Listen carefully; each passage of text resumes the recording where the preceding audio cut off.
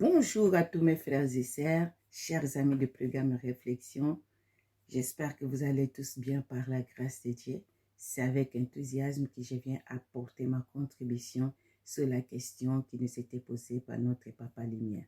Dans l'Église assemblée, le corps de Christ, il y a les 5 ministères qui peuvent apporter le message, ou bien les frères, les diacres, les anciens.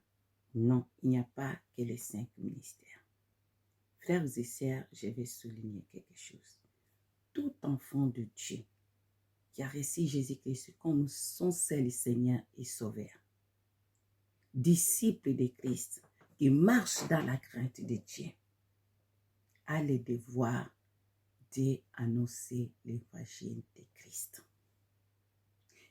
D'une manière comme d'une autre, direct ou indirectement, nous faisons déjà partie des 5 mystères. Comment? Dans nos maisons, nous les exerçons. Qu'est-ce que la Bible nous dit? Dans le livre des Actes des Apôtres, il y avait un homme qui s'appelait Étienne. Il était un diacre, mais il annonçait la parole de Dieu avec puissance, autorité. Les miracles et prodiges suivaient dans la vie de cet homme. Philippe était encore un disciple. À ce moment, il n'était pas encore devenu évangéliste. Par contre, il a su révéler les Écritures d'Ésaïe 53 à cet Éthiopien. Il a même baptisé. Tout enfant de Dieu a le devoir d'apporter l'évangile. Par contre, je vais attirer votre attention, mes bien-aimés, que devant l'Église, les diacres, l'ancien, les frères qui veulent exhorter ou apporter les messages, sache-les que c'est une responsabilité. Et dans cette église, nous avons un responsable, comme dans une entreprise. Il y a les responsables qui divisent les tâches. Par contre, à l'église, il y a le Saint-Esprit qui dirige cette responsable. Alors, si cette diacre, frère, ancien, peuvent passer pour apporter les messages, sache-les que le Saint-Esprit doit être l'auteur. C'est lui qui va parler à son serviteur, car l'Esprit de Dieu, c'est l'Esprit de l'ordre, il n'est pas l'Esprit de désordre. Et je crois que cet responsable, ces bergers ou ces pasteurs, qui est selon le cœur de Dieu, comme Jérémie 3,15 nous dit, qui dirige les brebis du Seigneur avec sagesse et de discernement, il saura quand un frère, un diacre, un ancien peuvent passer pour porter le message devant l'église, les pupitres. Il faut que cet homme de Dieu ait la confiance à cet ancien, à cet diacre, à cet frère, parce que c'est une responsabilité. Car quand tu passes devant les pupitres, devant l'église, tu peux édifier, tu peux construire, tu peux encourager le corps de Christ. Mais n'oublie pas, tu peux aussi détruire.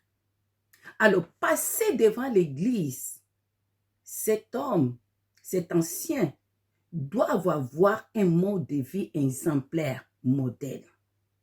Qu'est-ce que les apôtres et les disciples de Christ faisaient dans le livre des Actes des Apôtres? Nous allons lire ensemble, chapitre 6, verset 3. J'ai tiré, vous allez lire à la maison.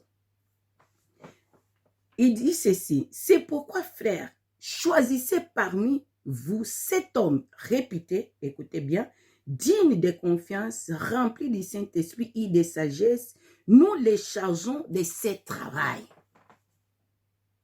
C'est-à-dire, toutes personnes qui passent devant l'église, qui veulent exhorter, qui veulent prêcher, qui veulent dire quoi que ce soit au milieu des peuples de Dieu, doivent avoir ces conditions réputées, dignes de confiance, remplies de Saint-Esprit et de sagesse.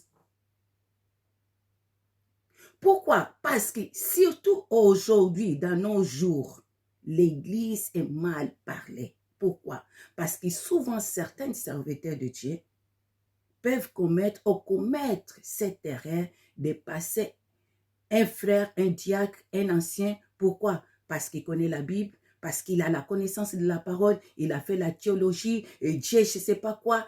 Il passe, mais en réalité, ce qu'il dit, ce qu'il prêche devant l'église, ce n'est pas ce qu'il vit. Voilà pourquoi le nom de Dieu est mal parlé. La parole de Dieu est bafouée de tous les côtés à cause de toutes ces choses qui se passent à l'église. Diacre, ancien frère, oui, tu peux passer pour apporter le message à l'église. Mais retiens ceci, ce n'est pas avec les sentiments et les émotions. Les apôtres choisissaient des gens qui avaient ces conditions que nous venons de lire. Ça, c'est déjà la première chose. La deuxième chose, n'oublie pas que dans le livre de 1 Timothée chapitre 3, de 1 à 13, vous allez lire aussi à la maison, et je pense que vous les connaissez. Moi, j'ai retenu dans ces versets quelque chose qui peut aider quelqu'un qui passe devant pour apporter le message. J'ai noté même. Cet homme doit être irréprochable, dirige bien sa propre maison, qui ne soit pas un nouveau converti et qui ait des témoignages ou des bons témoignages de ceux d'extérieur et qui n'a pas une double vie. Combien de ces personnes que nous sommes en train de citer parfois, ils ont une double vie, mais ils veulent apporter le message devant l'église. Ancien, diacre, frère, tu donnes une vie ou tu donnes la mort à ces brebis que le Seigneur a mis à votre disposition. Tu donnes une vie ou tu apportes la mort à ces personnes à qui tu peux passer devant le pupitre pour parler de la part de Dieu. N'oublie pas, tu veux apporter le message, sache-le, tu dois être la première personne à pratiquer cette parole. Il ne suffit pas d'avoir la connaissance des Écritures simplement, mais tu dois être un modèle, un exemple pour le corps de Christ. C'est le prix à payer. Parce que tu as un appel. Dieu t'a appelé pour cela, diacre, ancien frère, apporter le message. Mais n'oublie pas, il y a une énorme responsabilité. Et pas simplement à vous, à cet homme de Dieu, le responsable de l'assemblée, qui vous permet de passer. Le Saint-Esprit doit être toujours la source de toutes choses. Et je voulais conseiller à un diacre, un frère, un ancien. Tu as cet appel de porter le message. Oh Dieu veut que tu apportes le message. Ne demande jamais à ton pasteur, à ton responsable de passer pour apporter le message. Pourquoi? Parce que si Dieu veut que le message qu'il veut faire passer à l'église de Dieu doit passer par toi, Dieu va utiliser tous les moyens nécessaires pour le faire. Dieu peut dire à son serviteur pour te laisser passer. Alors, ton cœur bouillonne, ton cœur a ce désir d'apporter le message, mais sois obéissant à la personne que Dieu a mis devant toi. Sois obéissant. Attends le temps de Dieu. Si Dieu le veut, il le fera.